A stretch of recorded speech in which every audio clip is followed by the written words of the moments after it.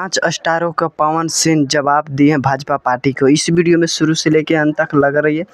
हमेशा ऐसा video new formation जितना जल्दी लाने को मैं प्रयास करता हूं आप लोगों तक और लाता भी। भाजपा पार्टी और पवन सिंह पावर स्टार पवन सिंह के खिलाफ 5 स्टारों ने हराने को प्रयास कर रहा है। पवन सिंह को खिलाफ खड़ा हो रहा है 5 स्टारों।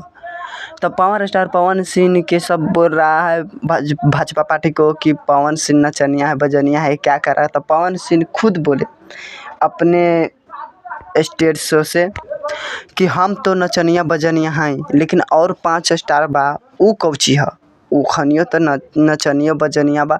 तो पावर स्टार पवन सिंह के भाजपा पार्टी को ज़बरदस्त तरीके से जवाब दे दिए हैं। और पावर स्टार पवन सिंह आप भी सुन सकते हैं कि पवन सिंह क्या बोले हैं।